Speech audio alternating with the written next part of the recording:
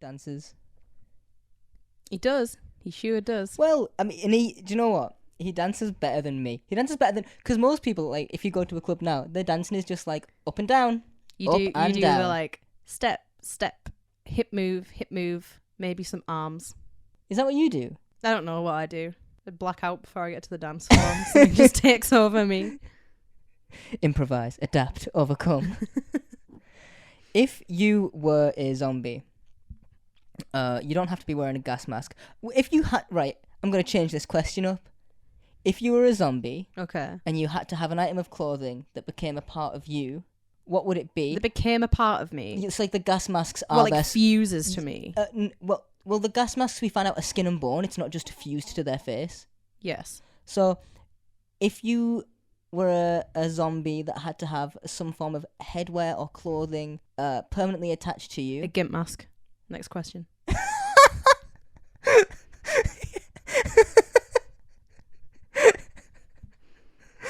So instead of being like, "Mommy," it's like, because someone zipped you up and like walked away. Yeah.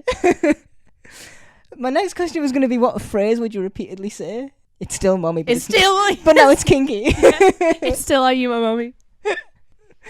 Do you know what I think could be the best thing? Because I don't think, for this question, I don't want it to just be a mask or headwear. Yeah. I want to be a zombie that is permanently in Heelys. I want to be a permanently Heelys zombie. You know, and, like... and someone would be like, "Is that a zombie?" And before you know it, you've got. You know the whole debate that people have of like, do you want like slow style The Walking Dead zombies, or do you want like speedy style World War Z type? Yeah, that's that whole thing. You're just bringing a third dimension to this argument now. I bring depth. Look, I'm not just a pretty face. I don't know what my phrase would be. Like, I don't know whether I want to go with some, like, weird... No. Noom. Yeah. Noom. I think it would just be like someone's being misheard. Just like, Because I feel like on Heelys... these, like, the gas mask mummy zombies, the on Heelys zombies, it would just be the most annoying thing ever. Oh, what if it was YOLO? What if it brought back YOLO? I'm trying to find something. Wonk! Welcome to Doctor Who Rewind, a show by virgins for virgins. Woo! It's an unofficial and unprofessional rewatch podcast where I, Tyrese, and my friend Katie Hiya! watch and discuss episodes of Doctor Who, starting with the classic... it's not with the classic revival. Do I have to start from the beginning? Because I don't want to. And you know what? I'm not going to. Starting with the revival in 2005... Once we complete that, we'll backtrack to the 60s and talk about classic Who. In between seasons, we'll discuss extended media, things like books, games, and Big Finish audio adventures. I'm serious, I'm not cutting that. Wowie! I got a notification from Big Finish earlier telling me that there's a flash sale on. I'm not even going to make a joke about Big Finish and flash sale. So, the Doctor dances. Doctor Who, half price, full cast audio drama. Jo Grant's back for it. For a new one, yes. Correct, she is. Doctor Who, The Cradle of the Snake, is now $3.99. There's so much Big Finish stuff coming out. I don't know how often they do it. Oh my god, all the time. It's constant. There is an absurd amount of Big Finish. I remember one time, because I'm like, I've scraped the surface of Big Finish, and I'm not like ashamed to say that I've only listened to the ones that people say are the good ones. I've only listened to one ever. Which one? It's on my phone, but I've forgotten the name of it. It's one of the... There's a series of 3 with Ten and Riversong. Oh, yeah, it's one of the Diary of Riversong ones, I imagine. I don't think it's the Diary one, but it was really good. The first 2 I listened to were Chimes of Midnight and Spare Parts, which are like the 2 ones that people are like, if you want to listen to some Big Finish, start with these 2. And you know what? They're both really good. And now every Christmas I listen to Chimes of Midnight again. Did you do that this year? Yep. I mean last year. Yep. I listened to the first part of this 3-parter. Pete Davidson's in it too. Oh, cool. Yeah. I imagine it's probably very easy to get him and David Tennant to do stuff together, though. Yeah, it's like, oh, I'm just going to go into work with my father-in-law. Yeah. Great. But it was really good, and it broke my heart at the end, too. I think I told you about this when I came into university, and I said to you, I was like, oh, I listened to my first Big Finish audio today, and you were like, oh, was it good? And I was like, it was great, up until the end where I almost cried, and it ripped my heart out and stomped on it, and then set it on fire. Yep. What do you think of the Doctor dances? He sure do be dancing. Only a little bit. He only dances a tad. Yeah, for an episode called The Doctor Dances, I have to say a very small % of this episode is actually focused on him dancing. A lot of running, not enough dancing. Yeah. Should have scab and dab and deedle the bap out of the way. oh my god, imagine if the zombies just did scat music the entire time. They're like coming towards you, like scattle boom dee dee battle, and you're like, oh god, no, they're getting closer. They wouldn't have to be zombies for me to move away if they came at me doing that. Oh my god, can you imagine? I'm trying to get further off this bed as you make these noises. Can you imagine if you were at the pub and someone just come at you and instead of being like, oh hi, how are you? Like, because, you know, just showing any sort of interest, they just started going like, I think that's almost as good as the idea of people like coming out of the shadows, like menacingly being like with the arm down by the side doing right? Yeah. I mean, and then they whip out one of those like switchblades. It's actually a comb and do the like whoosh thing. Organised choreographed dance from the shadows. Yeah. It's in, baby. It's sexy. It's new. I like the Doctor dances. I think it's a good episode. Me too. There's a weird thing with this episode where the pace is so good that it feels like not much happens, but it feels like not much happens in an amount of time that doesn't overstay. So it's like not much happens, but in the best way that not much happens. I don't know if that makes any sense, but that is how I feel, summed up into a sentence, I guess. We're very limited location wise as well for this. Oh, it's like a hospital bomb site. We have very few locations, but even still, so we were in the hospital. But then we just go outside the hospital and then there's the bomb site. So there's not much like... Was it always right there? Like, imagine if it just wasn't there. Are you eavesdropping? No, I could just hear something and I didn't like know what it was. Yeah.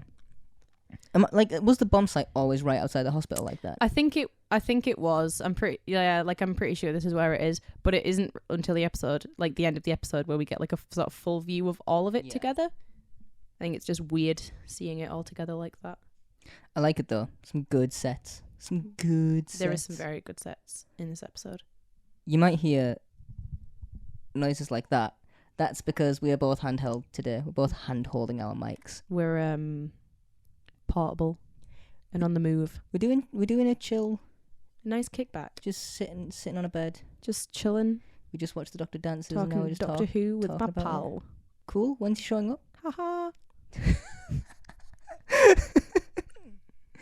Haha, good joke.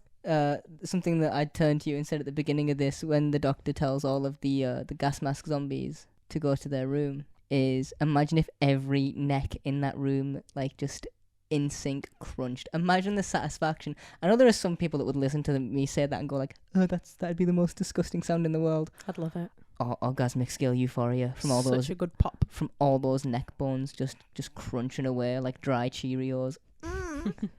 Stand on all those bags of crisps. Would you like to tell me what the episode was about? Sure. I'll enlighten you. I didn't pay attention. Did you not? No.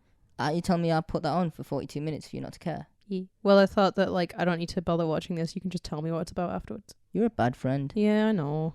Picking up where we left off last time, the Doctor and friends are backed up against a wall as the gas mask zombies get closer. The Doctor saves the day by telling them all to go to their rooms, and after a while they do. Jack explains his plan to the Doctor, who doesn't approve as the all-clear siren sounds outside. In another part of London, Nancy is caught by Mr. and Mrs. Lloyd, played by Damien Samuels and Cheryl Ferguson, who are about to call the authorities for her stealing. After a quick spot of blackmail, Nancy gets away with more supplies. Back at the hospital, the gang reaches room 802, Jamie's room. They find the child's drawings and recordings of Dr. Constantine questioning Jamie about his mummy. The tape stops, but Mummy continues to play. Suddenly, the Doctor realises the room he has sent the gas masks back to is the room they're all stood in. They make a second escape and end up trapped in a storeroom. Jack vanishes as the Doctor looks for a way out. Jack reveals over the radio that his emergency teleport can only save him, but he's working on getting them out as well. While they wait, he plays some more Glenn Miller to drown out the sound of Jamie, and the Doctor and Rose dance. Meanwhile, Nancy tells the children that they aren't safe with her. They protest, but a typewriter hijacked by Jamie is typing out, "Are you my mummy?" Mid-dance, the Doctor and Rose are teleported to Jack's ship. There, Jack reveals he isn't as much as a scumbag as the Doctor initially thought, as he left the time agents himself after they stole 2 years of his memory. Nancy heads to the crash site but is arrested and kept in a hut with Jenkins, Martin Hodgson. She notices the scar on his hand and is trapped there as he transforms. The Doctor, Jack and Rose also reach the crash site. Jack distracts Algie, Robert Hands, but the man collapses shortly after asking Jack if he is his mummy. The Doctor finds Nancy singing a lullaby to Jenkins and frees her. Jack finds the Chula ship empty, but the Doctor reveals it would have been full of nanogenes. In their mission to heal everything, they found Jamie and assumed that was what a normal, healthy human was. The gas mask army turns up, and the Doctor realises as he comforts crying Nancy that Jamie isn't her brother, but her son. Jack reminds them the bomb will drop soon and teleports away. Nancy comforts Jamie, telling him that she's his mummy and the nanogenes recognise her DNA and fix Jamie. Rose reminds the doctor of the bomb, but Jack appears just in time to capture it and take it aboard his ship in stasis. The doctor sends the nanogenes to repair the rest of the gas mask army, announcing, "Just this once, everybody lives." With the people healed, Rose and the doctor leave, setting the Chula ship to self-destruct after they've left. On the way out, they save Jack, taking him with them for a dance in the TARDIS. We still cannot afford Glenn Miller. Welcome back, Katie. That was the episode. So, if all goes to plan, you were listening to me talk about the episode and not looking at memes on your phone whilst I recorded that. So what did you think of the episode? I don't know what it was about. Cool. Do it again. Oh, no. The previously music was different. It was? Previously on. Blah, blah. I don't know what piece of music it was specifically, No, but it me wasn't neither. our usual one. I'm not It's going to kinda- light on Kind of that. good though. Go to your room. Yeah. What do you think of that? I think it's like really clever. Sexy, It's kind clever. of stupid, I was going to say but clever like, too. you know. Oh, in terms of the episode. I wasn't... Or just personally, how did I feel about that? What I'm saying is I'm not turned on by the idea of the doctor shouting at me and telling me to go to my room. You're not? It's neither here nor there, really. The way that, because like, when he says it, Go to your room. him, Jack and Rose are at the hospital, but then Nancy is elsewhere, like just in a house in another part of London. And Jamie is coming after her specifically. Sort of when the doctor says that, like, because of this, like, sort of gas mask hive mind that they've got going on. Yeah, they all go. Yeah, Jamie also goes, but he just walks away. He just tilts his little head to the side and he just walks away. And it's so you can't sad. see this, but Katie looks like she's going to cry just talking about it. Like you I look, just feel so bad for this poor you little look so kid. distraught. Oh my god! It was really sad, Wow. man. It was really sad. But the doctor after this, when he says, "I'm glad that worked," those would have been really terrible last words. Yeah, I'm like, Doctor is still funny this time around. Yeah, he's still, pretty good. Still wacky. Still a wacky boy. Jack somehow knows about the masks being the faces. He's not being told this yet. yeah. As far as we have seen Jack's entire journey into the hospital, not knowing really what's going on, but he says that's not, that's skin and bone to Rose when he's sitting in the seat, and I have seen we've not cut to have any private conversations that we've missed out. He just says that and he just knows it, and I don't know how, but okay, I guess. I mean, I have another point much later in this episode, though, about what it seems like people do and do not know about. Like consistency wise in the episode. Yeah, I have another thing that comes up later, and I Yeah. have my only thing that I want to say as any kind of, not necessarily justification, but in relation to that, is that maybe Jack just knew about that already. Maybe Jack was already aware of this, and he just didn't want to be like, this is my fault. Well, that's fine, but also, It feels weird that he would withhold that information, though. yeah, if he knew what was going on, and it's only started after he'd arrived, and he has nanogenes, I would have hoped, if he was clever enough to put together that it's skin and bone that the masks are made of, that he would put two and two together. Yeah. But it's fine, I guess. I'm not going to dwell on it. It just annoys me. In Yeah. this scene too, I love the volcano day. Like, Yes. I A don't little, know. little callback. Oh, it's great. Well, I mean, Well, it's not in this foreshadowing, I episode. guess. Yeah, I guess. It's more foreshadowing than callback. But at this point, it's just an analogy. Yeah. It's just a, set your alarm clock for Volcano Day, and then the doctor turns that joke back on Jack, and he's Yeah. like, you forgot to set your alarm clock. This is the end of everything. It's you volcano need to... day. This is... Because Jack is always quite a cocky, charismatic dude. Yeah. This is the doctor, like, putting him in his place and being like, you need to get The- serious for a moment the because we have about an hour relationship- left. The relationship that they have, Jack and the Doctor, in this Yeah. episode specifically, a lot of it feels like a test. That he fails. I mean, like, the Doctor makes a lot of comments. Like not to jump ahead to the very, very end of the episode, but when he gets into the TARDIS and he says, it's bigger on the inside, the doctor's response is, you better be. Yeah. If this is a test, he's not passed it yet. It feels like a lot of the Doctor making comments about, like, it's Volcano Day, all this kind of stuff. It feels like it's his way of, like, sort of convincing Jack to do the right thing. Yeah, he's trying to push him, Yeah. like morality-wise, to a better place. Because, like, once he gets a sense that Jack, the con was always the thing, that Yeah. was always his priority, after that, it really does feel like the Doctor is just being like, oh, okay, so you are a shitty person? You are shady as fuck? You bad in man? a way You're to, bad man. you know, yeah, get him to sort of push him to just be like, actually, do the right thing this time. Please, just this once. Please, just... Everyone lives just this once. Jamie's room, by the way. Ew. The creep factor Did you see the door to that room? of children's drawings. No, not. I didn't like notice it. The door is like a raw metal... Like a vault door. Well, it would have to be Like- to keep him. Like proper... Look, if he can get through brick... He just smashes that stuff to powder. It'd be like opening a can of Coke and he's out. That was a good noise. That was really good, I actually. didn't want to say it. I was like, oh, maybe I shouldn't mention it because it's weird to be like, I'm proud of a noise I just made. You but, seem like you impose a Coke can noise. No, that was real. Yeah, that was that was my. That was out the mouth, baby. The Dr. Jack and Rose go to Jamie's room. Yeah, because it is Jamie's room. Yeah, that's they. Does the Doctor know this? I don't think the Doctor is like actually aware of it, but I'm pretty sure in the last episode when he's talking to Dr. Constantine says something about maybe this room being Jamie's room. Because he sends it to its room, takes Rose and Jack up to the room, and then when Jamie shows up, it's played out as if the Doctor made a mistake. It's like, oh, I sent him to his room. That's here. And then he turns around and he's like, okay, I've backed us in. Because if not, you've just backed yourself into a corner without a way out. Like, why would you do that? So it must have been a mistake, right? Okay, so in the last episode, when he's talking to Constantine, yeah, Constantine says, listen to me, top floor, room 802. That's where they took the first victim, the one from the crash site. So obviously, I think it's like... So he knows that. He knows room 802 is the one to go to, like the room to investigate. I don't think he puts like 2 and 2 together until... Yeah, because otherwise, why would you put yourself in that situation?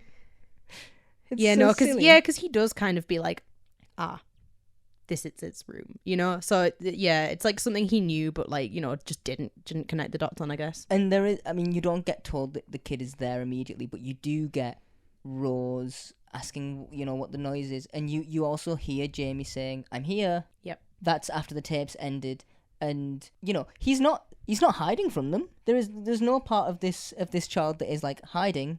If anything, it's a kid going, I did what you asked me to do. Yeah. And they're like, oh, if you've done that, we're gonna die. I mean, that sort of like fits in with the whole, like, the thing is, not only is this alien, it's also a child. Yeah, it's a bit of both, innit? And you get the best of both worlds. Yeah. You chill it out. It's like, you know, I mean, you can't really reason with like children if they are young and also if they are like upset and scared, which is what Jamie is. Yeah, that's the whole... Because he's part Chula, right? Is that not what he says at the end? He's like he's part Chula warrior. Well, that they repurposed him into one. Yeah, the nanogenes did. Yeah. But that's what I'm saying. So he's we don't see a Chula warrior ever, but there is part of that in him, and that's why he's got all these weird powers and stuff. Yeah, because I think the Doctor says something about how it's because it's like a warship. It's like an ambulance for a war. It doesn't just repair them. It gets them into like peak condition for battle. Yeah, and it's built to do that for this other race. Yeah. And so... Just quickly, because we've like jumped ahead quite a bit here. That's fine. I'm going to steal your joke a little bit. And I'm going to say that, like, so we go back to Nancy as well in this house. Is this before he walks away? Yeah, she does her best Brienne of Tarth impression.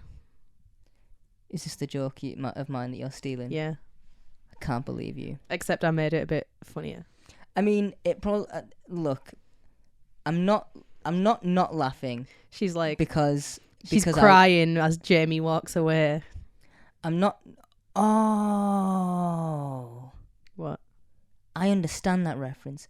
I've seen 3 seasons of Game of Thrones and the first 2 episodes of season 4 as they aired. Was my joke at a different bit? No, it was pretty much the exact same bit. And you were like me when the Lannisters something. Okay, sure. Forgotten completely. So just after this as well, the family, because the all clear siren is sounded. Mm-hmm. So the family come back into the house, and catch Nancy in there, like literally catch her, red-handed. And, she reveals that the reason that have all of this food on the table is because this guy is messing around with the butcher. Yeah. And I, could remember this last week of when we course. were watching last week's episode. And you know how like Disney does the whole thing a lot where it's like Disney's first gay character and then it's just like not at all. Yeah. I was thinking it would be like really, really funny if Jack didn't say anything about being like kind of attracted to men until the second episode, so that then this guy would be the, like Doctor Who's like first, sort of like openly gay character or whatever. And then I forgot that his first like pretty much scene, he's like excellent bottom to a man. So well, but this is what remedies the earlier part of the season when Rose calls the Doctor gay for taking a slap. Yeah, we gotta put two. You gotta two to outweigh the one. You gotta have that before that happens. Is the squareness gun? The squareness. That's before we cut back to Nancy. Yep. And also the banana's a good line. Do you think Eccleston saw that in the script or said it on the day and knew that it would sort of catch on? Because it is definitely one of the quotable things that I've heard people reference is the banana's a good bit. Yep. Like, do you think that that's something he reads in the script and he goes, okay, that's going to be a thing? Or on the day he delivers it and he sees like, the rough cuts afterwards and he's like, oh, that's definitely going to become something. Yeah, but I think like, because the banana thing is a thing that comes up again with Moffat weirdly in Girl in the Fireplace, where the Doctor's like, always take a banana to a party. Oh yeah, I always forget that's a Moffat episode. Yeah. Excellent episode too. So good. But yeah, like it's something about the way that like Eccleston does that little like, haha, banana's a good bit compared to the way David Tennant does it. I'm like, no, you did it better the first time, man. Like nothing against the way that David Tennant does it. How but just dare when he's you? like, bananas are good. I still like it. I also had this question. This isn't specifically in the episode or at any point. This is just a note from when I had this thought. How did they find out that the mask was skin and bone? Did they just try and yank it off Jamie and like pull his head like, shunk, and he was like, "Oh God, it didn't come off." Because you would you would pull it upwards to sort of peel it, and he'd just be like, and like his head would go up. I can't make another reference to Scooby Doo, but in the Scooby Doo movie where there's one part when in Monsters Unleashed where Shaggy and Scooby go into the faux ghost, and they accidentally reveal that they are Scooby and Shaggy from Mystery Incorporated. Oh no! Shaggy starts pulling on like Scooby's face to to be like, look, it's just a mask, man. Yeah. And it like goes out. Like, were they doing that with him? I probably. I imagine that's the only way to do it, right? So here's a thing that I think though about this, and that is like, what happened to Jamie? Was he hit by the bomb? Because if he was, he would have been shredded. He's like a little child. If a bomb had fallen on him, he would be in pieces. I think the bomb doesn't explode, right? That's why it's an active bomb site, because they're waiting for it to go kaboom. But I don't think it's the Chula ship that did it to him, is it? No, but they put the Chula ship where the bomb is so that it explodes, or where it's going to. Jamie is killed a few days before it, okay? Because the thing that but they confirmed that he was dead. Is just, how did he get the injuries that he has? Because they're very straight, like what they say, where the gas mask is fused to the face. Okay, so it burnt probably, right? Yeah. And then they say that part of his chest is like caved in and stuff. Okay. Yeah, okay. But then like the scar on the back of the hand. Shrapnel. That feels like but like just one scar straight across the back of your hand. And it feels like a thing that, is in the script to be like, oh, you would recognize it if someone had a scar. Yeah. The scars look bad. But they look terrible, yeah. But that's fine. Because they just look like wounds. Another thing about the masks being skin and bone as well is that like it really puts context to those scenes where someone's face just transforms into them. It's because in this one you see the skin color change. Yep. You see the mask come out a bit fleshy first, which is worse. Like it wasn't bad enough. It's way worse if now. it's like, if the eyes part grow out of where the eyes are, and if the mouth part comes out your mouth, then all of those things would have to transform into bone, surely. There was a cool detail with Jenkins later on in the episode. Yes. His mask, when she sang the lullaby to him and it sort of drifts away, he's got like a line under the eye, and it looks like where a cheekbone would be. And I don't know whether it's a mistake, whether it's just, part of the rubber on the actual costuming that had an issue. But it's placed...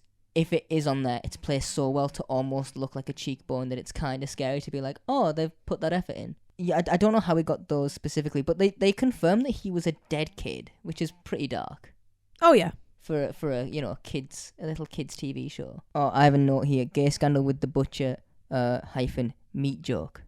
Go on then, make one. No, you do. You do. Me do. You do meat Make joke. meat joke. Yeah. Um, Gross out humor from girls is always funnier. We know this. beef Wellington. More like we. More like we. No, I'm trying to get a joke where I say Weef Bellington but I'm like Weef Bellendington. Oh, come on. But that's not my best work. You put me on the spot, so sorry. Butcher. Oh, smuggling meat. Butcher? I hardly know her. Ukraine. I barely name. 3 weeks on, that still gets a laugh. That's a good one. This is its room, and then he turns around and Jamie is stood there. Yeah. Because it's like after that bit. Yeah. Oh, no, before this, so when the Doctor gets stressed, he just becomes racist apparently. Yeah, he just insults other species. According to Rose, he's like, I'm just going to start. What, does she say something at one point where she says when he's stressed he likes to insult species, and he's like, Rose, I'm thinking. And she says, he cuts himself shaving, he does a half hour on life forms, he's cleverer than. That's really quick. That's super quick wit. I know it was written. Don't even lie to me. I don't imagine Rose as being quick-witted, to be fair. Like, I can't say anything, so shut up, alright? Yeah, it's true. Me and you have a sense of humour that no one else at our table finds funny, which means either we are not funny or they are not funny. And I'm choosing to believe that they are not funny because I cannot, my fragile ego cannot handle the possibility How would you sleep that at I'm night? not funny. That's true. Sometimes I big you up even when I don't want to, just because I know you need it. The Doctor must be stressed all the time then. Yeah, because he's kind of he's just a rude guy. He's a little bit elitist sometimes, a little Time Lord elitism. I'm gonna go a little bit off topic a bit this episode because I've had a few realizations about the Doctor, and the one that I will get. I assume like the Eccleston Doctor specifically. Yes, right? I will get to it. In fact, later. I'll leave it for now. This is its room, right? If I turned round after saying, this is its room, all dramatic the way it does, delivered great, thank you Christopher Eccleston, I love you, mwah, right? If I'd turned around and there's this little blonde zombie boy in a gas mask, I'd have swung. Yeah. He was like, I'm here. I'd have been like... The only thing that would keep him safe is that he's like out of reach. He'd have been like, I'm here. And I'd have grabbed Jack's gun and been like, not for long. Like, I'd have squareness gunned his head. The thing is that is kind of like... See, that's what I've wrote down, right? Because and like you could squareness gun someone in the torso, take a chunk of meat, and be like, you could Bill Potts someone. You could make a beef burger out with someone. Wouldn't be beef, I guess. Yeah, you could Bill Potts someone with a gun like that. Spoilers. Sorry, cut that bit. Spoilers for what is that? 9 seasons from now. 25 years of podcasting before we get there. Sounds about right. Yeah, the Doctor also grabs the gun as well at this point. And like we have said before, everyone grabs the gun in this episode. Everyone has the gun at some point in this episode. Everyone gets to do a square. Everyone gets a turn. Mum says it's Margot on the squareness gun. And just kills the brother. So yeah, they get out into the hallway, patch up the old hole behind them. Which is nice. It's nice that they're like, reseal that.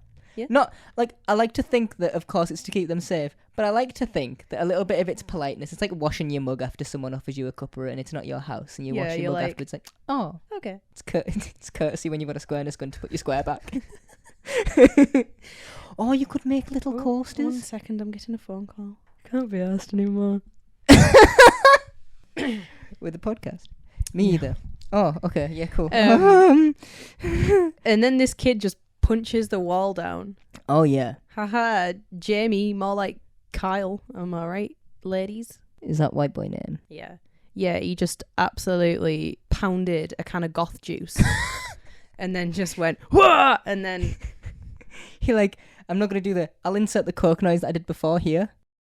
And then, and then, so he does that to he just absolutely grabs every flavour of Monster he can find, chugs them all down, and then he comes at the wall with some metal music, and he just starts laying into it, pounding away with them Looney Tunes noises, just psh, psh, psh, until the wall breaks. By the way, I never noticed how much breaking through a wall like that looks like trying to get into a boiled egg, and the struggle is also the same. And that's all I have to say on that. You know, like when you start peeling all the shell off, it's like that, but he's taken off all like the plasterboard and that. I don't eat boiled eggs. It was a lie for a purpose of the joke. Sorry. And now Well, I don't really eat boiled eggs either. And now you've reached boiled eggs. I don't really eat boiled eggs either, but now it seems like I eat them all the time. Yeah, but I just haven't had them in years, and now I feel like I made a joke, but then you sort of went in a bit deeper into territory that I can't relate to. You don't have the follow through for me. Sorry. This kid's like 9 or so, like 4. They say he is not 4 years old. Yeah, they say that he's 4 years old, and I'm not like, true. My big thing, sometimes like with young children specifically, is that I never know how old to treat them, because I feel like, you know, when you have like young children, like older than toddlers, but before they're like, you know, sort of like 10, 11, that age, I feel like it's very hard to tell how old a child is from looking at them. So I never know how old to treat them, and I'm always scared it's going to cause like an embarrassing situation where I talk to a child too immaturely. There's an argument in this hallway about the sonic screwdriver. Yeah, and the doctor says it's Sonic. Totally Sonic. I am Sonicked up. But right, here's the thing about Sonic. It just means sound. Yep, it really does. The reason Sonic, you know Sonic. Oh no, Sonic, you know Sonic. Chili dog, you know Sonic, right? He, you know he's called that because super fast sound. Yeah, Sonic speed. Sound barrier breaking.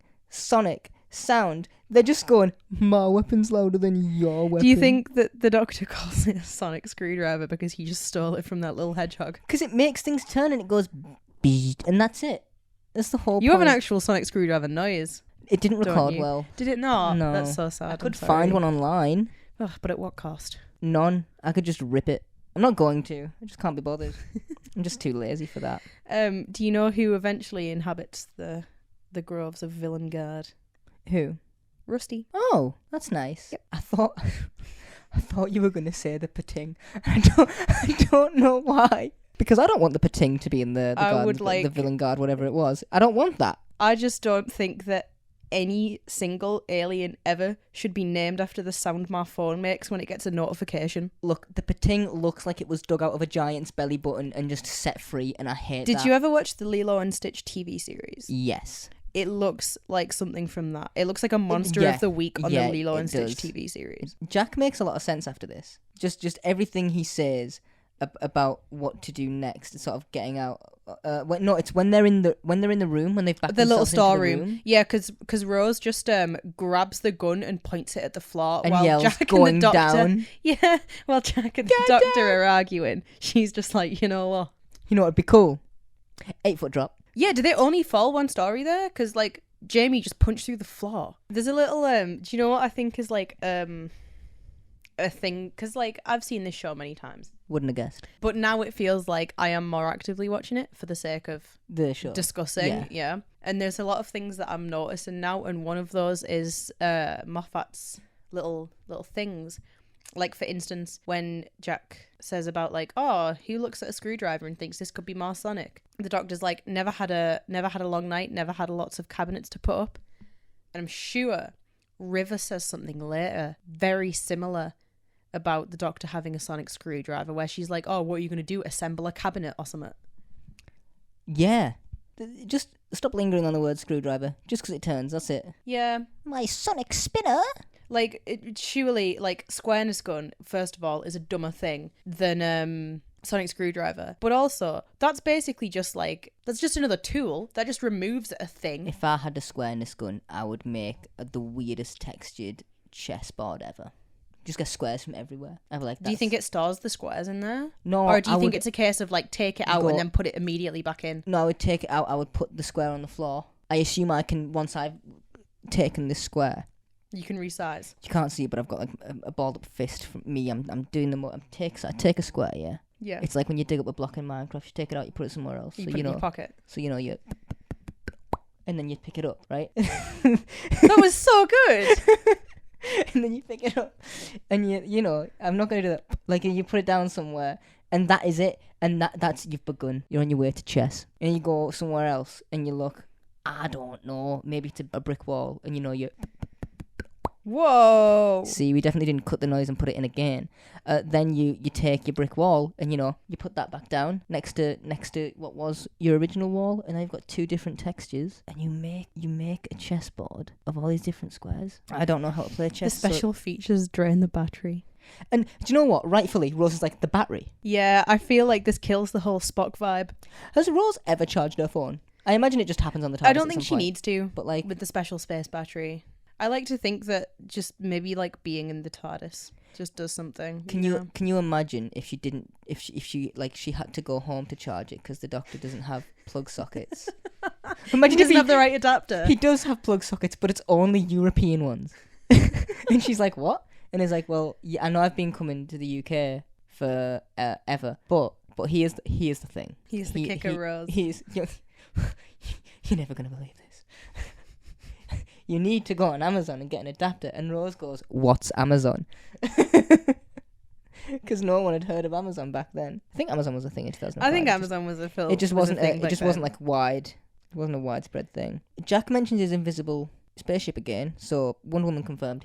That's definite now. Yeah, she was hanging from a barrage balloon. I had an invisible spaceship. I never stood a chance. Ooh. Slap. And then even still, Rose gives him like another little look because she is just so down for this man. Yeah, she's got. And like the thing is, he is like revealed that like at this point, I mean, like being a con man, I suppose, is not like being a bad criminal. Like there are worse crimes than cons. There's a little bit of white collar thrown in there. Yeah, but like she knows that he is a criminal, and she knows how the Doctor feels about criminals. And even still, she is like, I will throw it all away for one night with this man. And this is where Rose mentions that the first time she met the Doctor, she blew up where she worked. The Doctor has a tendency to explode. To not just to explode, to do, I mean, he's done a genocide. Okay. Who hasn't? But he's also, even after that, and he's traumatized and all that sort of stuff, he will still do low-level terrorist events, just wherever, just cause. Yeah. He's like, we'll just blow the whole. Well, even in this episode, he still is like, I'll have an explosion though. Yeah, just because he wants one. Yeah, and when he's like, for good measure. Yeah, like, history says there is an explosion. Who am I to argue with history? And Rose's response is, normally you're the first in line. The thing is, though, like, so I think that you could just not do that explosion and that would have been fine, because I don't think anyone would have been at that bomb site for it to be a fixed point. So it's fine. However, that's not yet, because then we go to Nancy's hideout first. Yeah, we do. And I really want a typewriter, by the way. I'd love one. I used one before. I never had one, but I got to use one. It was very good. I was seriously debating getting the Lego one. Are you not going to? I think you should. Not to be an enabler, but I think you should. I'll see what happens. Like, it just looks cool. It does. I would do that. This episode made the joke for me in this moment, because one of the kids who Nancy, cares for, is typing a letter to his dad. Jim. Jamie says, I'm writing a letter to me dad. And then Ernie, to me dad, who is the other kid, goes, you can't even read or write. And then in my mind, I was like, wouldn't it be really funny if after Jamie hijacks the typewriter and you just see, are you my mummy? Are you my mummy? It's just scrawling above it. Yeah, I was like, wouldn't it be funny if it was just a bunch of random letters and then it cuts to it and it is just a bunch of random letters? And I was like, oh my God, that's so good. It's like, I started writing down how funny would it be, and then it cut to it and then it just was already there. And I was like, oh, thank you, episode. Thank you for making this joke for me. Kid, I feel so bad for him. It's like, oh. You just can't read all right. It seems like there's more kids at dinner than there is in this little hideout. Yeah, that Nancy there definitely has. is. Which, by the way, where is this? Because it just says Nancy's hideout. It's there. Yeah. You need. I'm like, where is it? Nancy's got shed money. Oh my God. We don't have shed money. It's so hard to watch someone else live your dream. Which makes me annoyed, because then you imagine? Jamie hijacks the. Can you imagine if I was set up in the future? It's just Nancy's dirty little shed and you with a single Lego typewriter. I'm really annoyed about this rotten little. I just want to swear. I know that I can't because I'm at home, but I just want to call him all the bad names. Say it really quietly into the microphone. It's a rotten little shit. I'm telling your mum. No. Jim has to start this letter to his dad just because Jamie's telepathetic, and that's doing man nothing. Stop it, Jamie. Yeah. This kid's all regular sentimental. Well, the way he's typing, he might be regular mental, to be fair, but now he has to start his letter to his dad all over again. The thing is, what's he to do? So the thing that allows Jamie to do this is the omcom, as they call it, which I can only assume stands for like omni communications. Yeah. Because that's the only thing I think that makes sense. But how does that allow? Because the doctor says it's anything with a speaker grill. How is that a typewriter? That's how he's communicating with them, like vocally. I think that other than that, he does also have. Surely he's got because he does it with the door. That he's with telekinetic. Nancy. I don't think they say this out loud, but I mean, so Jamie goes Dark Phoenix and starts. Sorry, I didn't have the follow through on that. He's just like, oh, I'm gonna think in your direction. No, and then the door shuts, and then the monkey starts like doing its symbols again. Oh, I got so annoyed. Why? Because Rose mentions the word flossing, and I'm annoyed that dental floss was not the first thing that come to my head. Listen. The culture and the time that we live in is rotten, and it's barbaric, and it's mouldy, and it needs cleansing by Dettol before we can continue to live, and that needs sorting out right now. Rose says, so the doctor and Rose are back at the hospital. Jack is gone, and Rose says, he saved my life. Bloke-wise, that's up there with flossing. I trust him because he's like you, except with dating and dancing. And then Rose turns around and the doctor's Fortnite dancing. Is he really? That's a joke. I wrote because he's flossing. I wrote so many notes that I didn't write that when many. When I said really right now, that wasn't a bit. I was genuinely writing that many notes and I was like, oh, maybe he that's was. One of the the jokes. Turning around. You know when I said I have 2 jokes in here that I think are gold? That is one of them that I thought was so funny. And I'm just stupid. Yeah. And thought that maybe like, he did. Maybe he he did and I missed it. She turns around and he literally is flossing because the episode's called The Doctor Dances. Look, the best thing that Fortnite ever did was have Kelsier in there. That's all I'm going to say about that. Had who? Kelsier? Who's Kelsier? He's the one that absolutely wrecks Tresting in the prologue to Mistborn. There's a point here that's awful. Why are you whispering like that? I didn't like that. Awful and scary. This bit is so terrifying that I will just let you watch it and then we'll talk about it. How are you speaking to us? I'm calm. I can call anything with a speaker grill. Now there's a coincidence. What is? The child can omcom too. He can? Anything with a speaker grill, even the TARDIS phone. What, you mean the child can phone us? And I can hear you, coming to find you, coming to find you. Doctor, can you hear that? Loud and clear. I'll try to block out the signal. The least I can do. Coming to find you, Mummy. Remember this one? Terrifying. Hate it. So horrible. I would burn the phone. I'd burn the boy. There's I would light him on fire and wonder if I'm going to smell burning flesh or burning rubber. I don't care what it is, but as long as it's burning, I'm fine. There is something that is really, really, really terrifying about that, and I'm just gonna go off on a little story here to tell you a little thing. Yeah. And one time I was at home. I was just chilling. Probably I was playing The Sims. I'm not gonna say probably. I was playing The Sims, and I was just sat downstairs, like middle of the day, and then and Luke was at work, and all of a sudden I just hear his voice being like, "What you doing?" And I absolutely like. Is this because of the Ring camera and the Amazon Echoes and stuff? Yep, because apparently the camera that was can view you live, right? Yeah, it was like the camera that was in the living room to like watch the dogs has like an intercom on it. And apparently, like, he'd got a notification that, like, it needed an update. And when he opened the app, he could, like, before he updated it, he could see me sat there playing video games. And he was just like, what you doing? And I'm in the house by myself. And all of a sudden, a voice starts talking to me. Oh, my God, I hit the ceiling. It's actually, this scene here is actually a little bit before the Doctor and Rose start dancing. But the Doctor has a great line in here, which I don't know if you caught that. They're talking about, dancing. And the Doctor's all like, Rose is like, oh, have you got moves? All this sort of thing. And the Doctor says, Rose, I'm trying to resonate concrete. Yeah, I wrote that down. I said, stop flirting. So funny. I'm going to, next time I'm approached by anyone at the pub, I'm going to be like, hey, I'll put on the charm. Give me a second. Oh, okay. Hey, you want to go resonate cement? Stay there. And then I'll turn around again. I'll say, hey, you want to go resonate concrete? And she'll squirt to oblivion. On behalf of all women everywhere, I'm so sorry. You know what? Fuck it, not even all women, all people. On account of everyone. Doctor Who Rewind issues a formal apology for that statement. You know when people I try to tell you that like a thing is good or whatever, and they're like, Yeah. you know, that tickles my pickle or whatever. When like that's the thing, like, oh, that resonates my concrete. So Jack saves them in the end. That's nice, isn't it? Yeah, he brings them up to the old spaceship. He's just like, hi, you're on my ship now. And I'm like, this seemed claustrophobic before. This seems so much worse. But Yeah, like with 2 people in there, it was bad enough. With 3 people in I there, hate that. oh no. It's Okay. like me trying to have a party at my house. Sometimes I listen to these episodes back just because I like to hear the finished product, like at least one Yeah. time. And I listen to these and I'm like, God, Tyrese is so funny and he's so good at doing voices and he says such like funny little interjections I and always stuff. feel like cutting my voices because I'm fine with hearing my own voice, but hearing myself do a voice Oh, no, is way they more work. cringy to me. The thing you do all of this and I'm like, this is good Yeah. and entertaining and yes, very nice. Audiences will eat this up. And then I just come in and I'm like, well, actually, in this one big finish story or this time, and I'm like, stop, Katie.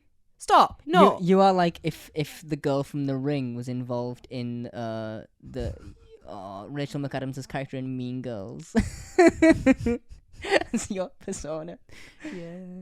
Okay. Anyways, let's get back to this. Where were we? So yeah, we're aboard Jack's ship and he heals the Doctor's hands. He does. With his What was wrong with the Doctor's hands? He burns them on the TARDIS console when they are like at first. I think when they're chasing the Chula ship through the vortex, which is a thing that I had to go back and look up. Oh yeah, that's a stretch asking you to remember something so little I think the thing is that like for a week. what really would have been better, I guess, what would have been like, what? This episode was written by Stephen Moffat and directed By James by Hawes. James Hawes. Yeah, it There's nothing like being prepared and ready to record, is there?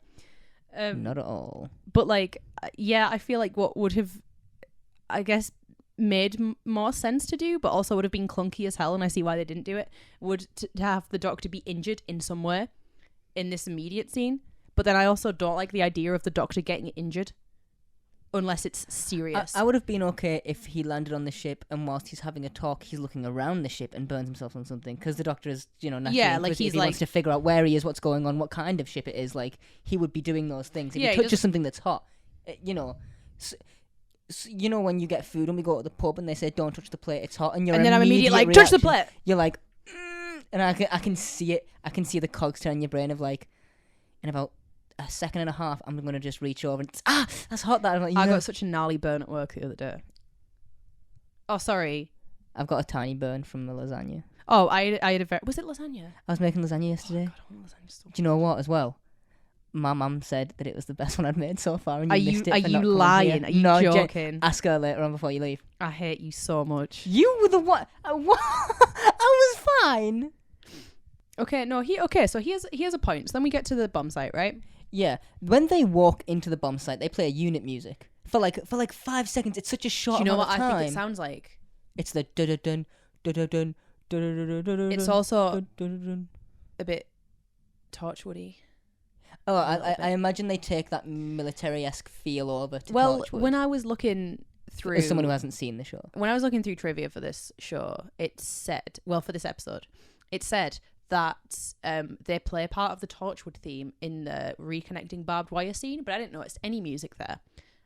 So I don't know where that is. So if anyone does know where that is, and they want to let me know, then that's fine. Because, like, I've seen enough Torchwood that I can recognise, like... The theme. The themes. Yeah, I I don't know. think I've ever heard the Torchwood theme, unless they do play it in like a Jack episode later on in Doctor They Who. play a bit of it in a scene that I think is like so good, and it's one of my favourite pieces of music that exists in Doctor Who, but I'm not going to talk about it now because it's huge spoilers, Okay. even just to talk about the context of it, so I'm not going to. Right, fine. Yeah, okay, so they go to the crash site, but Nancy is also at the crash site as well. They just, happen to both be here. And Nancy can't be very stealthy considering she's been there. She gets there and is immediately like detained. oh yeah, pretty much immediately. She must have got here and gone, I'm here, and that's where Jamie gets it from. It's genetic, the phrase I'm here. So like the thing is that they capture her, they chain her up. Yeah. She is kept with Jenkins, who is this soldier who is mid like transformation. Yeah, he's on his way out. Yeah. And at one point, the other officer says... Algie. Yeah, Algie. He says, watch her, Jenkins. And then Jenkins says, yes, mummy. And then Algie's like, what? And then Jenkins says, sorry, sir, I don't know what's the matter with me. I have a whole thing about this where I'm like, how much do people know about what's going on here? Like, the military doesn't know about it. But then I'm sure Dr. Constantine has a line in the last episode about... there being cases outside of the hospital. Yeah, something about how like someone's going to drop a bomb on it to cover it up, and then he Yeah. says like, I suppose it's too late now or whatever, and the doctor's like, yeah, you know, like there's infections all over London and stuff. So do the military know about this? Because like surely Dr. Constantine probably tried to inform someone about this because he seems like he's got something about him, you know. It's one of those like script inconsistencies that when you realize it, the whole thing kind of falls apart. Yeah, like I mean, I think that it's one of those Because things. it's also not a required line. You don't have to say that this in like, you know, cases outside of the hospital. Yeah, because like I think it's one of those where I think so much of this episode is so good, and so much of Yes, these like yeah. well, like the story as a whole, like both parts, so much of it is so good that when a little thing like this is said, I go Yeah, it's kind of sad. because I don't want to have like nitpicky I don't want to. things. I don't want to believe that. I don't want to believe that there's isolated cases. I don't want it. Keep it. It's yours.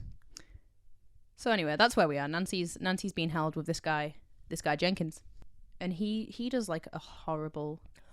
Oh, Transform. Jenkins. We mentioned the actor's name earlier. His name is Martin Hodgson. Sorry, when I said that there, I just had a moment of like, you know, Fight Club, whereas like his name was Robert Paulson. Yeah. Yeah.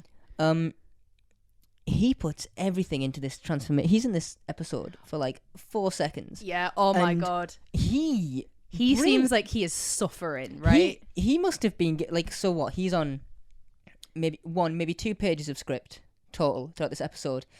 And as someone who I can guarantee you probably was paid nowhere near as much as anyone else on this episode. Oh yeah. Well, I think it's literally just this one scene. Yeah. So Threw everything into it. His face, the struggle, the even when he says what's happening to me, that like he is scared. It's so good.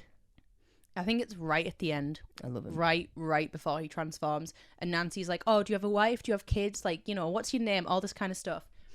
And he's trying to say, what do you mean? And then the mean transforms into the word mummy. And he's Horrible, the one. horrible, He's the horrible. one. Is he the transformation that we see, or is his off No, screen? his is off screen. Because Nancy starts singing as soon as he. Yeah, it's Algie who is the one who we've seen. Which, by the way, horrible transformation from him. So here's another thing. Jack is aware of what's happening. I'm just sort of. When I watch this, I'm trying to get a gauge of what Jack does and does not know. Okay, so if Jack knows that the masks are skin and bone, then he knows kind of what's going on. He knows that the mummy thing, if you know what's going on to that extent, you know that the mummy thing is a recurring pattern. Well, I think as well that, like, Jack... But then Algie calls him mummy, and he doesn't click on. He's like, what? And Jack still... like, Algie says mummy, and Jack's like, no, it's me. And he's like, are you my mummy? And Jack's like, no, it's me. And then he transforms, and Jack's like, oh my god, but if you knew that the skulls... He says it 3 times to him. Exactly. And like, if you knew that the masks were flesh and bone, surely you knew this much, that them saying mummy means they're on their way out. The thing is, I don't even think that's a thing that you know, as in you need to be told or anything. I think that's just like, you get it from context. Well, That's exactly. like, I don't think anyone needs to explain to you that a Dalek says exterminate before it's going to kill you. All I'm trying to figure out here is whether or not Jack is being an idiot. And if the answer's yes, great. If the answer's no, also fine. I mean, it doesn't matter. I'm going to say yes just because of his character development.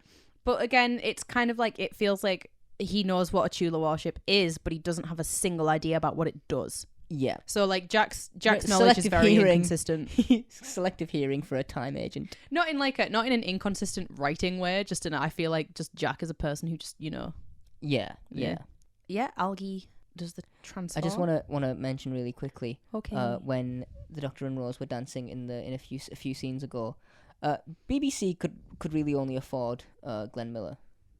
That's the song that plays on that radio too. Either that, or we just really love Glenn Miller. Maybe it's just Glenn Miller. What? Maybe it's just the Glenn Miller of it all. That like Jack is a fan of Glenn Miller, and that's all he But has this in his library. this radio was in the room. Yeah, but he was playing it from his ship. Was he? Yep. Okay, I Yeah, missed that. he's playing it from his ship because he says he can do like omcom as well. And then when the kid's like, "Are you my mummy? I can find you." Right, I'm fine with that in that case. Yeah, Jack Take says it back. He says something, and he's like, "I can't stop him, but I can like shut it down." And he's like, "Do you remember this one, Rose?" And then he I'll have been that. writing another note when that happened. I stand corrected. That's okay. Is this when we reattach the barbed wire? Just about, yeah. So after this, because after Algie transforms, the Doctor's like, "Do you hear singing?" And they free Nancy with, you know what? He told the Sonic to shush a few weeks ago, and it did. You're not ever gonna drop that, are no, you? because it's stupid. I don't care. Right? Look, this show has a lot of dumb stuff that I let it get away with. Let me have this one thing that I can get mad about. Okay. Now, how much technology do you? Shh. There you go. I told my mic to shush, and it did. Happy now. Like the idea. Oh, that was so Sonic, bro. The idea. Shut up. The idea. The idea that the sonic screwdriver is listening terrifies me. You just told your co-host to shush, and she did. Yeah. It's because I'm a woman. It's like an Alexa, though, right? Yeah. I also feel, I don't know why I feel like saying this, if you've watched all, this is the 10th one, if you've watched or listened to all 10 of these are jokes. me and Katie don't actually hate each other this much. At least I know she doesn't hate me this much. The hatred I have for you I live in the suspense. Is legitimate. Like, we don't actually hate each other. No, I would say we're quite good friends. Yeah, you would. Yeah. Because you need him more than me. Yeah, so when he doesn't tell the Sonic to shush this time, that's why I'm annoyed. Because if you're going to introduce that as a feature, use it, please. What? Wait, The sorry. Sonic shushing. Oh my god, he's still on the Sonic Yes, shushing? I am, okay? I'm not going to leave You it will al- still be on look, the Sonic I'm not gonna shushing in season 7. It's weird how the Sonic screwdriver is just this tool, and yet he tells it to shush and it does. You are also a tool. I tell you to shush and you don't. What's all that about? I'm sick. Let me get this out, okay? He sells the Sonic screwdriver to shush a few weeks back. It does. It's like, yes, mister, of course I will. And then this time he goes in, and Nancy's like, you gotta be quiet, because this is technically my son inside, and he's gonna try and kill me if he wakes up. And the Doctor goes Spoilers. in. Shut up. The Doctor goes in. What did I say? The Doctor comes in and he's like, okay, full volume.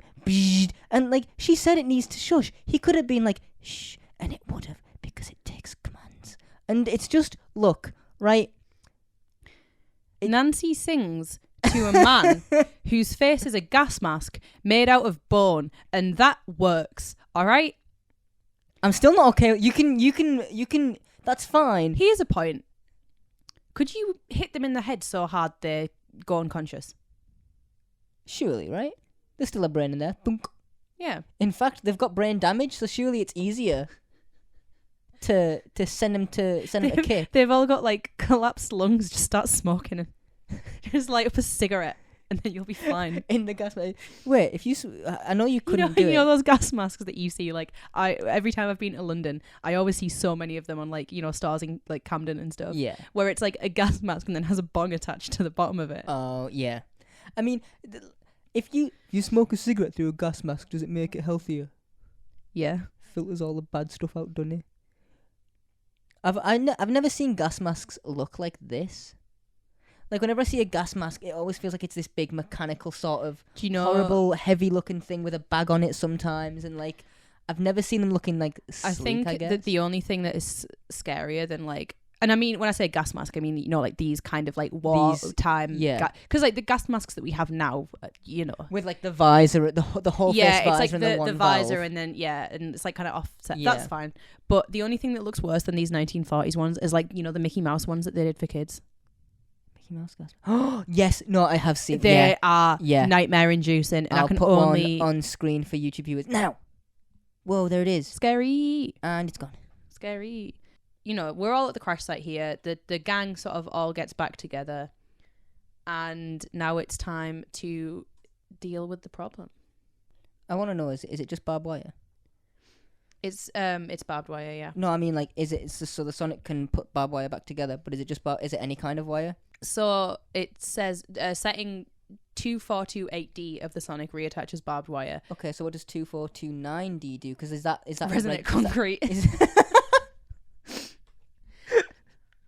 Like, can I reattach string? Could I put my shoelaces together to make one longer lace that is loop now? If my leather strap breaks, can I patch this leather back together with the sonic screwdriver? Oh, yeah, well, in the script, the doctor gives Rose the screwdriver and says setting 2428D, and then Rose is like, what? And the doctor just says reattaches barbed wire. So I imagine it just, How do you switch maybe settings? You just gotta press the button so many times. Maybe 2428 is like the main setting, and then the one afterwards is what it does. The barbed wire subset. Yeah, so like 2428A reattaches something else, and like B does something else, and C does something else, I don't know why I'm trying to legitimize this. It's a device that shushes when you tell it to. This is the exposition dump, right? Yes. The big horrible expo dump that this episode has. And I'm gonna defend it with my life. Go on then. Okay, no, this is where they reattach the barbed wire though, right? Yeah. Oh, is this what we're talking about with Nancy and Rose? No, I was talking about after this, but that's fine. Oh, okay. I was going to say, this is the next scene where Rose does something that I'm pretty sure you are not legally allowed by the rules of time travel to do, because she's learned nothing from the events of Father's Day. Oh, she just tells her outright what happens in the future. Yep. She goes, by the way, we win. England wins the war. We win. Yep. Take that. And she just says to Nancy, don't tell anyone. Who would believe Nancy? Like, if Nancy was like, "Oh, we're gonna win the war," some woman from the year 2005 told me. Well, that's the thing, it's like the unbelievability clause. But the way that I think about this is that like Nancy cares for a lot of children.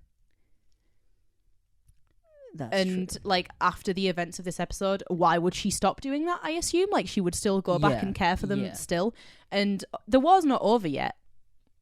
Like there's still a couple of years of the war to go on. So like, and there's one little girl who is like in Nancy's gang who looks like she's like, very, very, very young. Imagine if Nancy was like, "Could you tell me when the war's gonna?" Just because I know when I can stop dealing with all these kids. Yeah, right. So Like sick of dealing with children. just give me the day. Just give me the date and time. I don't need the date. Just the month and the year, please.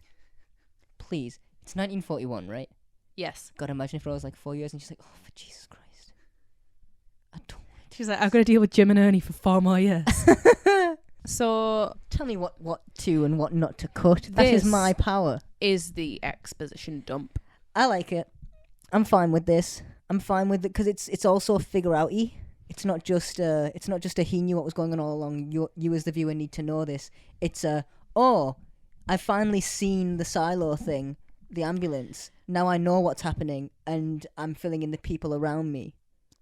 I think that there is a couple of very, very good bits in here specifically. This whole speech is great, but this first part where he's talking about nanogenes and what what it did, it found a dead kid. It thought this is what a human is meant to be, and then it went off to try and fix every other human that did not look like this. There's the part where the doctor says, "Life's easy, a quirk of matter, nature's way of keeping meat fresh." Yeah, which is very good. That's a great line. Because you see, now they think they know what people should look like, and it's time to fix all the rest, and they won't ever stop. And then my personal favourite bit, there isn't a little boy born who wouldn't tear the world apart to save his mummy, and this little boy can.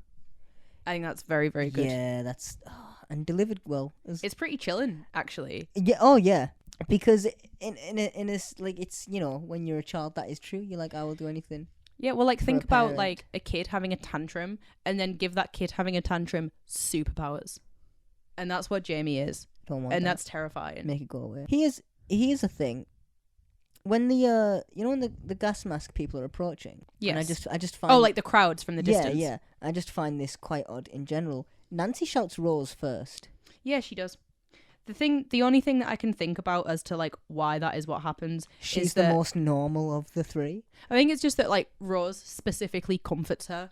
Like Rose specifically is the one who is like in her demeanor and the way that she is. Well, she does the thing that the doctor normally does, right? Where she's like, I'm just going to give you a little bit of hope. I'm just going to like... Well, I mean, I guess that's just her learning from the Doctor, which is fine. Yeah. But I just thought she has had multiple, like 2 or 3 run-ins with the Doctor at this point. Surely he's the most familiar to you. When you see something, you go to who you perceive to be the clever one who is helping as much as he can. Are you saying that Rose isn't the clever one? Are you saying Miss No GCSEs, no A levels? No comment. Is No the comment. clever one? No comment. No comment. Yeah. Also, by the way, when all of the armies, the gas mask army is approaching, I just want to note that the absolute creepiest ones to look at are the ones in like the 1940s nurses outfits. Yes, with those, the Red Cross, the little like apron. Those and the florally dressed ones, like in floral dresses or whatever. Those ones scare me.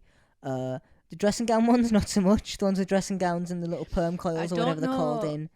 Not a huge fan. It is about seeing people, like when something's not right about people, like something's off, they're not quite human, they don't look. Something about them also being nicely dressed makes that kind of freakier, in my opinion. I encountered a character in the book that I'm reading the other day. It was like an hour-long chapter. Cause it was this book is so long it has interludes. So the book itself is split into... Have I mentioned you're an insane person? Yeah, the book itself is split into 5 parts, and between each part you get an interlude, which is normally 3 or 4 chapters that are dedicated to either side characters that you don't normally get points of view from, or brand new ones. And this girl's called Lift. Called what? Lift. Yeah, she's an edge dancer. And so I'm not going to spoil any of this for people who do read Stormlight stuff and might not be as far. Imagine. Yeah. Coming to a Doctor Who podcast and having a book spoiled for you. But there is a character that we don't get the name of that she just refers to as Darkness, and he's trying to get to her because she's like 13. She's being chased by Darkness, but the way that he speaks and moves is like he's not exactly running, but he's not walking either. And he does not speak with any emotion, and he's dressed in all black. And I'm like, that's kind of terrifying. When you're 13, if that man is trying to get you... Horrifying thing. Hate it. But that's the sort of... that's the creep factor that I get. Nothing Uncanny Valley. That stuff doesn't bother me too much, but... I'm very on the fence about the Uncanny Valley. Yeah. I don't think it, like, actually... is scary. Scares me. It's more unsettling than yeah. it is, like, freaky. There is a second big reveal of the episode. There is, which you spoiled earlier, but we'll get into it. They've seen it by now. We could have been saying it all episode. It doesn't matter. I know. I don't know why I'm like, dancing like around the it now. suspense. Okay, you know what? Screw your suspense. Nancy is the boy's father. I started with father, and I got like part way into the F. Was going to change to mother, and then was like, no, I've done it now. So Nancy's Jamie's dad. Speaking of Jamie's dad. This was a piece of trivia that I had written down for last week, and I'm going to bring it up now. Okay. But I couldn't say it last week because it was a spoiler. Yeah. But apparently in like a first draft or whatever of this script, like the initial idea was a target novel for these would be amazing. I think one exists, I think. For like one part? I don't know. That'd be strange. I don't know. But Jamie's dad was supposed to be German. And that was like part of the reason why she lied to him. Yeah, that was like part of the shame and the reason why she had to hide the fact that like she was his mother. Yeah. I don't know how I feel about that like being cut. Like keep that in maybe? I don't know. Like it's conjecture because the episode works fine without it, but I think that it becomes a place or at least from a writing perspective, how she got pregnant that many years ago does not matter. Yeah, that's like true. When she'll have been, if she's 2021 now, she'll have been 16, 17. Yeah, I was going to say, well, that's what the doctor says, right? Yeah. Well, how old were you? 15, 16? Yeah, so like I don't think, especially at that age, I don't think it especially once you've had the baby, the pressing issue of this episode is that we need to try and save the kid.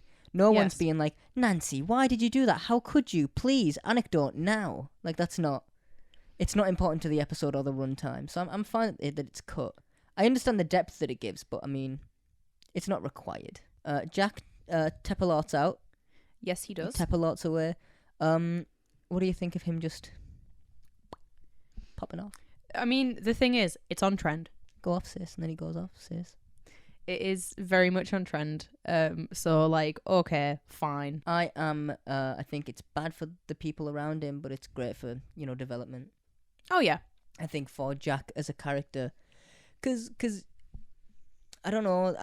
I think at this point, Jack is a character that they've written. He's a character that as clearly is fun to write, and I doubt he's a Moffat creation. I think he is a Russell Davies. Yeah, a Russell Davies Yeah. thing that Moffat was told to include or was put in during the final script edit, because Russell Davies, as showrunner, like, oversees all that stuff. That's why you get. I feel like you can definitely tell the Russell T Davies. Yeah, in of him. it all. In fact, I think that Jack is the one thing in these episodes that doesn't feel like a Moffat thing. Yeah, no, I agree. I think that there does seem to be this. Not that they don't know what to do with him, but they haven't figured all of his sort of glitches and bugs out yet, in that he's not the final version that you get, because he ditches here, and it's not like over seasons time like we get with Mickey and his bravery and his cowardice sort of fades away. With Jack, it's in just episodes he becomes one of the most courageous people ever, versus now when he's like, I'm going to get out of Dodge for my own Do you think sake. it's like courage though, Or selfishness? what he does, or do you think it's just a case of like the Doctor makes him feel that shitty about it, that he just I don't kind think of it's goes that. like, okay, fine, I'll clean up my own mess? The Doctor's being ruder to smaller people. I think that it's more a case of when he is talking to him, when he does talk to him, he's not making fun of him. He's trying to show him like the reality of what's going on. And I think it's Jack who's rejecting that more so than just sort of dancing around it. The Doctor's saying, here's what's happening. It needs to stop. It's actually really serious. And Jack's the one that is avoiding that completely. So Well, maybe, that's all the Volcano Day jokes for you. maybe it's not cowardice. Maybe it is selfishness, because those are two different things, but they show quite similar attributes. Stop texting your sister. Sorry, she just sent me a funny text. Did you notice Jamie doing weird things with his hands when he's at the front of the... He's like bending fingers, like Yeah, doing I saw it for a WandaVision second. stuff. I was like, yo, Scarlet Word. I thought that because when he was first doing it, I thought he only had 4 fingers on one hand. Scarlet Witch, more like Noir Wizard. Yeah, so you thought he only had 4 fingers? Yeah, I thought he only had 4 fingers. Yeah. Just with one of the ways that you did No, I thought he was like just bending it, and I was like, has anyone told him to do this, or is this kid like method acting, or like this kid? Obviously, he's not 4. He's a bit older than that. Yeah, Quite a bit older than that. But if he wasn't told to do that, that's I don't know very good. Don't know if he's been in anything else since, but could have gone far. One of my notes just says, "This is heartbreaking." It is, right? When he's like, "Are you my mummy?" and she's like, "Yes, I'm your mummy," I am your mummy. and he just goes, "Mummy," and I you're will like, always be your mummy. "You're reading it direct." I'm reading it direct, but that is what she says. Yeah. Also, after this, Rose is like, "Oh, what's happening?" And she's like, "Oh, Doctor, it's changing her." And the Doctor goes, "Shh." Does he? Does he? He shushes Rose. Yeah. She's like, "What's going on?" And the Doctor's like, "Shh." Have you seen the episode of Sunny yet? Rude man who shushes, please call. I mean, I've probably seen it, but I don't. And they keep getting calls from people, and they pick up the phone and they just hear shh, and then the phone goes off, and they're trying to find a rude man who shushed them at a bar once, and they put posters up being like, "Rude man who shushes, please call." Yeah. I like the Doctor's optimism. Yeah, I do as well. It's really nice to see him smile for once. Not that he doesn't smile constantly, but when he gets dark, I'm like, oh no, please don't stay I brooding. like the fact that like the one thing that the Doctor's like, "Oh, I'm so glad this kid survived," is for pop music. Bombs like are this falling. is the thing. Bombs are falling now, but when NSYNC hit the in the 60s. Yeah. In 1961. But I don't think, was it pop music in the 60s? The swinging 60s? I don't know. God, wait until like He said 20 retro- years. I wonder what the number one, what was wait, like. Wait till he's like 40 and you get like all the retro synthy stuff coming. Oh, yeah. He'd love that. And Jamie's going to be like, that strange man was right. His music's banging. Because that's how Jamie's going to talk, because his mum's not going to let him have the accent. The UK number 1 in 1961 was Moon River. Wider than a mile. And he's going to be like whipping and you know, I don't know what people say because I'm basically an old man in a young man's body. Getting crunk? What's he going to do? Apparently Wooden Heart by Elvis Presley was the biggest selling single of 1961 though. So it's like going to be crunkalicious. they Crunkalicious. I'm going to get crunkalicious next week at your birthday. Please don't say that on air. And when anyone asks what I'm doing, I'm going to be like, I'm getting crunkalicious. The Nano Jeans. Yep.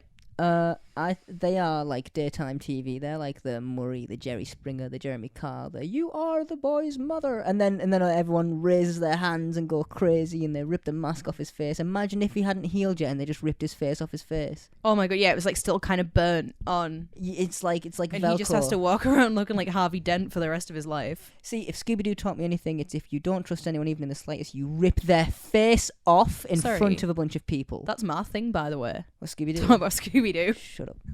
I can Scooby-Doo if I want. Oh, you Scooby don't, sir.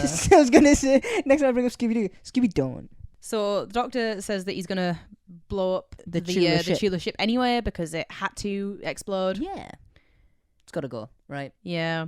It's just got to go. Jack takes the bomb, tells Rose that he loves the t-shirt, and then just flies into space. He does. And then the Doctor heals everyone else. Constantine comes back for a hot minute.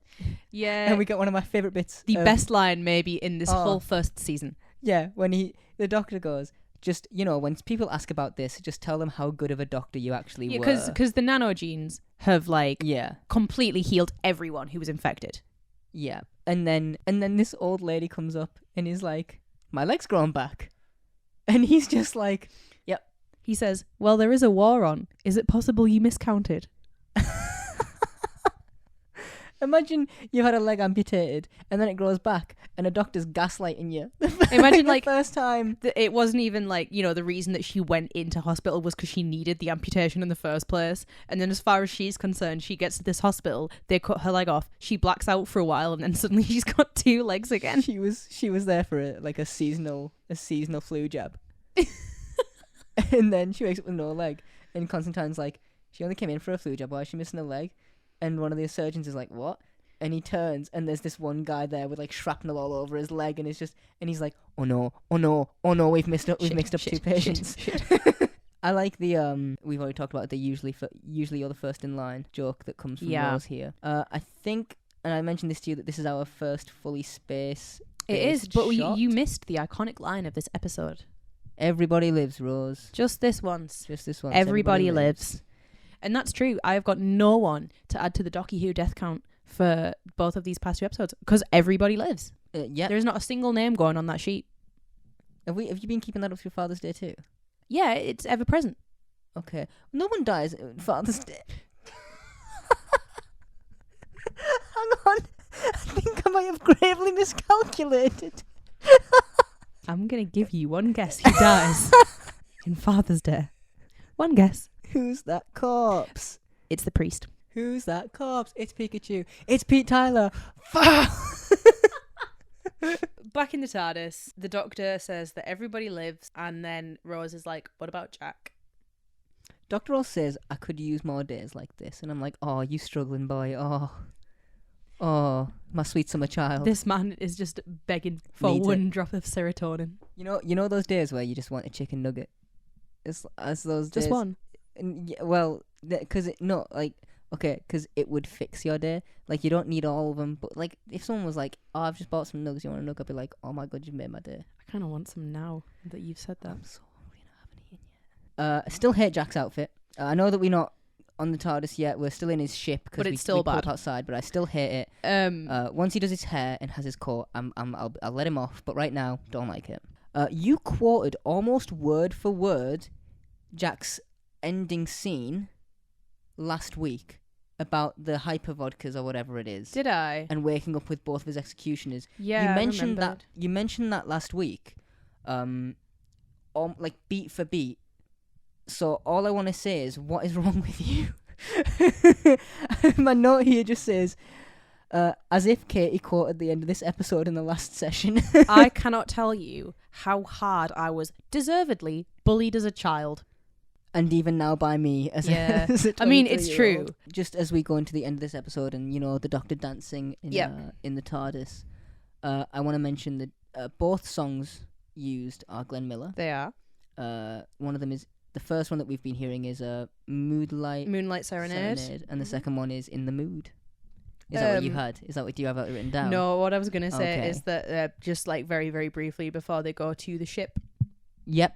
The computer in Jack's Jack's ship is being like, this bomb is going to explode and you are going to die, and there is literally nothing that will save your life, right? His Amazon Echo, yeah. Which obviously we know is the Doctor and Rose turning up and saving his life. But he says probability got nothing on there. he says, okay, think we'd better initiate emergency protocol 417, and then he gets like a little martini that comes up, and I'm like, if he initiates emergency protocol 420, does a little, I knew you were going there. does a little bong pop up as well. I knew where we were going. Sorry, I'm really predictable. Maybe we should stop doing this show because our content is growing stale. That's true. So then everyone dances together. They do. And this is, I mean, I brought it up earlier. It's one of the reasons why I'm glad Jack teleported away, is when he says it's big on the inside, the Doctor says, I hope you are too. Because it gives him, it gives him room to grow. Yeah. Which is characters need Which that. he does. And then we end the episode. So what would you rate this episode, Casey? I gave this episode a 4 out of 5. I gave it a 4.5. Did you? Out of 5. I really like it. I think that the pace is really good. I think this episode feels like no time at all, and it still does what it needs to do, and it still stays for the same runtime as any. I think both of these episodes are paced really well. I think this is, across the season so far, not only I agree with you that it was the best cliffhanger across the season. Yes. I think this might be the best ending in terms of stories and optimism, at least so far that we have had. I can't think of another episode that's ended and I've been like, oh yeah, this feels very conclusive and it feels very good. When you think about endings and optimism, really the only one that's like very optimistic at all is Rose and the Doctor getting chips. That exactly. Oh my god, I want some cheesy chips actually. Yeah, I think that this has possibly the best ending too. I agree. Like if someone was like, I want to watch a 2-parter, this might have to be it. It's got the creep factor, it's got everything else that I expect from the Doctor and Rose's companions, it's got a new character in Jack, it's got a well-rounded story that's easy to follow, and even though it's fictional science, it all still makes sense. There is a point to everything. This episode has like a dance party ending. Oh yeah. I mean, as much of a dance party ending as you can have to Glenn Miller's In the Mood, but which you can, by the way. TARDIS disco lights, by the way. Is that what it says? No, but that's just what they are. There is disco lights in the TARDIS. Is there? Yeah, all the little round things are all like lighting up and. Oh, I didn't see that. I'm an idiot. Yeah, like in a like they're like lighting up. That's so cool. All around, like it's like the TARDIS is one big disco ball, and I think that it would be great to have a rave in there. It probably, I think. Actually, no, that would be horrifying. Yeah. Never mind. Imagine if someone opens the doors. Jeez. What would you give the Next Time trailer? Like a 3, I guess. I gave it less. Did you? I give it a 2.5, not because it's bad. I just thought it looks very middle of the road. I would give it a 3 because the way that I classify that is like I have no strong or negative feelings towards this episode. However, I could see how it like could be like bumped down to a 2-ish. Yeah.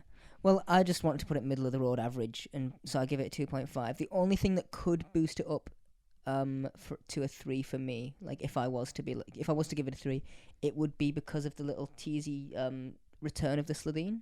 It's not just a look, it's Margaret, that you get confirmation she is. Oh, they're mugs. She is still the Slitheen lady. She is doing alien things. She's still out there. I mean, if this is your first season of Doctor Who as well, then you get the whole, I recognise this. Yeah, that's true. You get the, it's back. You're like, I know this. Continuity. I know these things. And do you have any trivia this week? A few little bits. Yeah, I do. Let's I do. race Let's race through them, because we've been doing this over 2 hours now. Bad Wolf in this episode. Oh. It's where? It's a missable one. I will give you that. Is it written on the drawings? It's on the bomb that Jack sat on. Yeah. Ah. And the thing is, as well, it That's says cheap. That feels cheap. It says, like obviously, I don't know very much Wadbolf. German, so I'm glad that got a delayed reaction out of you. It says Schlechterwolf on the bomb, but Schlechter yeah. in German is not bad, as in like the way that bad wolf is bad. Is it like negative? It's like inadequate. It should be like Bosa wolf, I think. Right. Okay. That would be actual bad wolf. The word like bad you for know, them. yeah, the O, like B-O-S-E-R, but the O has, I don't know what the name of it is, but the two little. Yeah, I think that's an umlaut, right? Okay, let's go on in them. That's actual bad wolf. Yeah. Also, Jack's squareness gun will be left in the TARDIS here for River to find and use later. Oh my in god. Forest of the Dead. And apparently the source for this little piece of information is the confidential from that episode. So it's Jack's gun that River has. Wait, but she doesn't go in the TARDIS in that episode. No, but she will pick it up from the TARDIS Oh another my time. god. I assume is what it means. That's crazy. There you go. That's actually mind blowing. Yeah. No, Like, I don't feel okay. I assume that like Jack just leaves it there at some point, probably because the Doctor is like, it's dumb and stupid. And then I assume at some point River then picks it up. Well, and is just like, mine. So, I mean, we hear about this in a future episode, and I don't want to dwell on River too much. She steals the TARDIS constantly. Yeah. Like, all the time, because she can fly it perfectly and have it back before he even knows it's gone. Yeah. And my final little piece of trivia, which is like not really trivia at all, is that in the classic series, the Doctor also dances. Oh, okay. In Delta and the Bannermen, the Seventh Doctor dances with Ray in Delta and the Bannermen. Ah, right, I see. How do I feel about Delta and the Bannermen? It's no Dragonfire. Actually, the Dragonfire is not a great example. I don't speak this it's language. no Ghostlight or Curse of Fenric. I don't speak this language of classic Who. Not yet, but at some point we'll get there. Curse we'll of Fenric. Watch them. When we watch that, I am going to be a mess. Is that the one where Ace in that one? Yeah, she is. Okay, so I've got a while before I get Oh there. my god, yes. It's one of the worst things that he does to that poor girl. Okay. One of the worst little bits of emotional abuse he throws her way. Yay! And we love that. No, we don't love that. Of No, course we not. don't. We are DW Rewind everywhere. Absolutely everywhere. Tell a friend. Tell an enemy. Tell a friend. Tell an enemy. Tell anyone. Box. Tell anyone who will listen. Tell your Alexa. Don't listen to me. Let us know what you think of this episode, because we haven't asked that yet, which is super dumb. Please do. Please tell us what you think. I would like to know. And we'll see you next week for Boomtown. Yeah, we will. Boomtown. Doctor Who Rewind out. Did you just do a little freak out of, I thought we were recording tomorrow when I said next week? Yeah, I did. I knew it. We'll see you then. Bye. Bye. Sorry, that was a weird bye. I'm going to do it. Bye. Should I just do the whole bye again? No, it's fine. Leave it in. Okay. Bye. Bye.